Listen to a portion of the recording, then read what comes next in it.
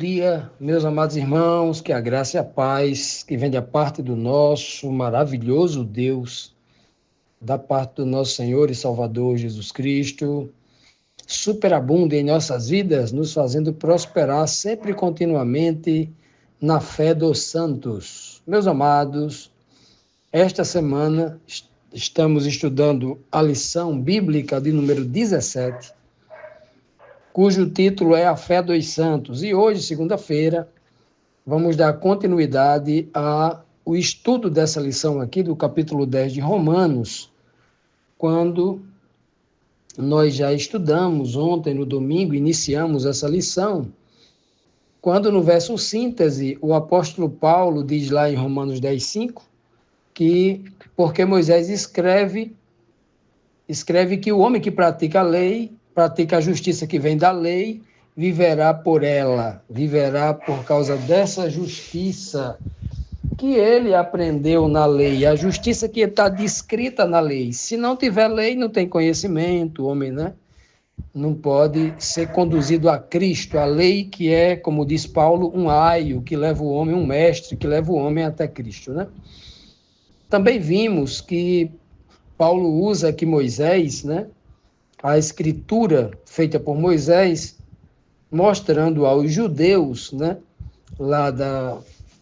Os cristãos de origem judaica, lá na igreja de Roma, que ele diz que a mensagem de Deus está perto desse povo, perto, né? Moisés diz que a verdade de Deus está perto, no sentido de estar perto, que está no coração, né? Está perto nos seus lábios e no seu coração, né? Qual é a mensagem que deve estar no coração? Paulo diz, isto é a mensagem de fé que anunciamos. Ou seja, a mensagem de fé que o apóstolo Paulo estava anunciando era a mesma que Moisés havia escrito, que infelizmente o povo, alguns judeus não estavam entendendo, né? Isso porque, preso à letra morta, essa prisão se dá devido à alta prioridade que eles davam à tradição e aos costumes, esquecendo a mensagem espiritual. Vimos também que Paulo disse lá em Romanos 10:9, ele diz assim, ó, se você disser com a sua boca, Jesus é Senhor, e no seu coração crer que Deus ressuscitou a Jesus, você será salvo. Então veja que Paulo apresenta que apenas confessar com a boca é insuficiente. É necessário que o homem confesse com a boca aquilo que ele tem certeza dentro do seu coração. O crer com o coração é o verdadeiro poder para que o homem realmente conheça a justiça de Deus, seja justificado. E hoje, na terceira pergunta da nossa lição, a primeira pergunta de hoje, nos traz aqui o seguinte questionamento. Quem deve vir primeiro na vida do homem? A fé ou as obras da fé? Olha que pergunta. O que é que deve vir primeiro na vida do ser humano? Do homem que quer entrar no reino de Deus? Vem primeiro a fé ou vem primeiro as obras da fé? Vamos ver. Olha o que diz em Romanos 10:10. Diz assim, pois com o coração se crê para a justiça e com a boca se confessa para a salvação. Que beleza, não é? Então, Paulo deixa claro aqui que primeiro é necessário crer. É necessário ter fé. Porque primeiro se tem a fé e a força da fé na vida do homem é quem vai fazer com que ele gere as obras. Né? As obras estão equivalentes aqui numa comparação que a gente pode fazer assim com certa facilidade, ilustrando como Cristo fez muito, né? A fé é como os frutos. A fé as obras da fé é o fruto. É o fruto. Se a árvore é a fé, as obras da fé é o fruto. E quem vem primeiro, a árvore ou os frutos? os frutos vêm por último, né? As obras de uma árvore são seus frutos. Então, Abraão, ele foi justificado pelas suas obras da fé, como diz Tiago, né? Se Abraão não tivesse ido oferecer Isaque por acreditar na palavra de Deus, ele não tinha sido justificado. Isso é muito bem claro e detalhado ali por Tiago, na sua epístola. Abraão só foi justificado porque ele demonstrou que realmente tinha fé. Deus falou, me dê seu filho, sacrifique seu filho a mim. E por acreditar em Deus, por ter fé em Deus, ele foi lá matar Isaque, o seu único filho. Ou o filho da promessa, né? Porque ele já tinha tido outro filho, que era Ismael. O seu filho da promessa. Ele foi lá matar o filho. Olha só que coisa. E aí, nós vemos claramente ali, como Tiago, com muita lucidez, com muita clareza, ele apresenta a Bíblia. Tiago apresenta a Bíblia como ela é, né? De fato. Né? E Paulo, exaltando, tentando despertar a dureza do coração dos judeus religiosos, judeus muito presos à tradição e aos costumes, Paulo, então, dá uma dosagem cavalar de inspiração, exaltando a fé, falando muito da fé, para ver se eles despertam para a importância da fé. E aí muita gente acha que Paulo está falando contra a lei, porque não entendeu o que Paulo está querendo dizer, né? Então, Paulo vai dizer bem claro aqui, olha, primeiro, a primeira coisa que você necessita para ser justificado é ter fé. A fé vem primeiro. Primeiro você tem que se tornar um justo, para depois você ser salvo e entrar no reino de Deus. Por isso que ele fala aqui, ó, primeiro você precisa crer para a justiça. E depois, com a boca, que aí é o fruto da sua convicção, você diz para todo mundo, sem medo, né?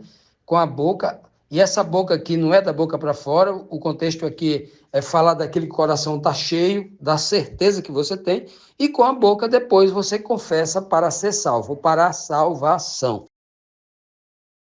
Continuando, meus amados, vamos aqui para a próxima pergunta, a quarta pergunta, a segunda pergunta de hoje, né? Que diz assim, que promessa e honra são feitas ao homem que tem a fé genuína? Aquela fé verdadeira, né? Não é a fé religiosa, é a fé verdadeira, a fé genuína. Que promessa e honra são prometidas a ele? Romanos 10, versículo 11, Paulo diz assim, como diz a Escritura, todo o que nele confia jamais será envergonhado. Veja bem, que novamente, né, o apóstolo Paulo aqui é impressionante como ele está citando o tempo todo a Escritura.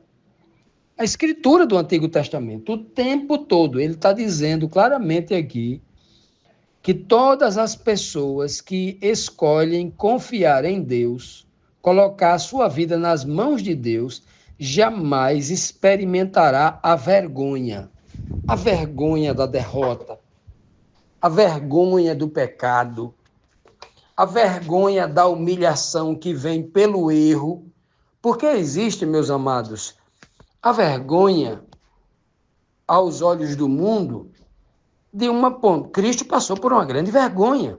Ele ficou nu em pelos, pendurado numa cruz. Foi humilhado, envergonhado por uma via dolorosa, sendo xingado. Xingado, inclusive, por líderes religiosos judeus, que o chamaram de falso profeta, de blasfemo, de transgressor da lei.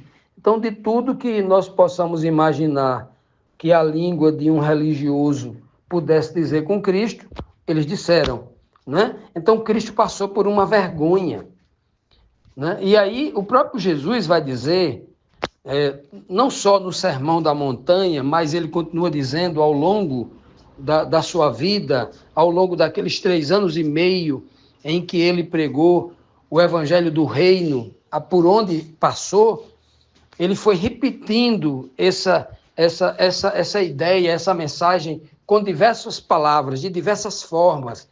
dizendo claramente, aqueles que forem perseguidos por causa da justiça, ele vai dizer, ó, bem-aventurados sois vós, quando mentirem, né, contra vós, mentirem, injuriarem, caluniarem vocês por causa da justiça. Ou seja, vocês estão sem pecado, completamente justos, né, diante dos olhos de Deus, mas aí homens maus, religiosos ou não, estão perseguindo você porque você é justo. E a sua justiça está ameaçando a iniquidade deles. Aí, neste caso, você é bem-aventurado. Bem-aventurados sois vós. Quando mentindo contra vós, quando vos injuriarem, vos caluniarem, por causa da vida justa que você leva. Que coisa, né? Então, esse aí é um tipo de vergonha que para o mundo é vergonha, mas para Deus é glória.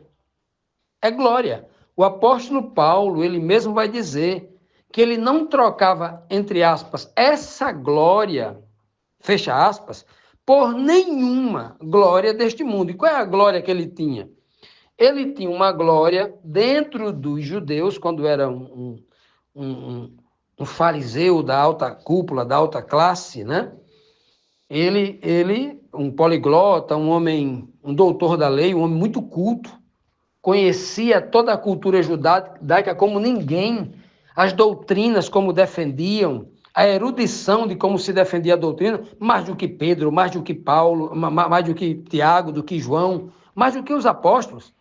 Paulo era o fariseu erudito, o único que eu consigo encontrar nas Escrituras Sagradas, desse alta cúpula, que Jesus resgata pessoalmente, né? Paulo é essa pessoa. E aí, veja bem, Paulo vai dizer, eu troco tudo isso que eu aprendi lá, o judaísmo, as doutrinas, o costume, a letra morta, vazia, eu tenho isso como escória, como lixo, como esterco. Algumas versões falam a escória, né, aquele produto que resta do ouro, né? Tenho isso como aí. Porque eu troco por Cristo, pela verdade que eu aprendi com Cristo, uma verdade suficiente espiritual que me alimenta o espírito, que é verdadeira, que me traz vida, né? Aí Paulo diz, ó, sabe qual é a minha glória agora, sendo perseguido por onde ando, tanto por judeus religiosos, quanto por outros poderes militares, como de Roma, governadores, políticos, etc., por justamente os religiosos judeus serem os responsáveis por insuflar a má fama da seita dos novos cristãos, né? Que era uma ameaça para os governos do mundo, né? Foram responsáveis por isso. E aí Paulo agora passou a ser perseguido por todos. E Paulo diz assim, olha, sabe qual é a minha glória?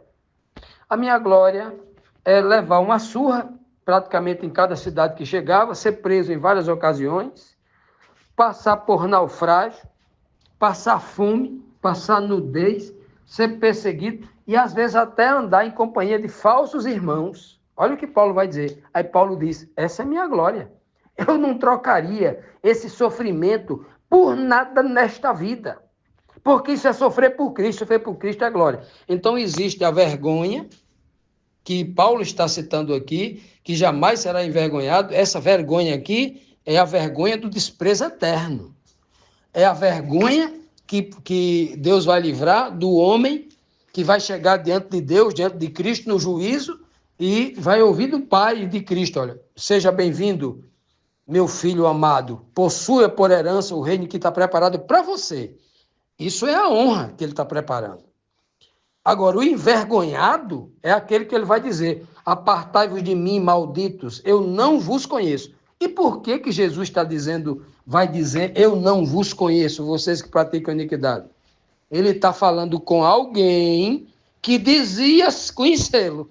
Olhe bem, então essa fala é diretamente para os religiosos. Então todos os crentes evangélicos que se dizem cristãos, tomem cuidado. É época de fazer uma revisão espiritual do coração. O momento é este, enquanto o Senhor pode ser achado, né? Então, muito cuidado. A vergonha que o homem passa nesse mundo é humilhado o tempo todo, o servo de Cristo. O homem não deve ter medo da vergonha que o mundo pode causar-lhe. O homem deve ter medo da vergonha que pode vir a vida dele pela justiça de Deus. Essa é uma vergonha imperdoável. Que o Senhor, né, possa dar-nos o seu Espírito para que a gente consiga entender essa mensagem espiritual que ele dirige ao coração de cada um.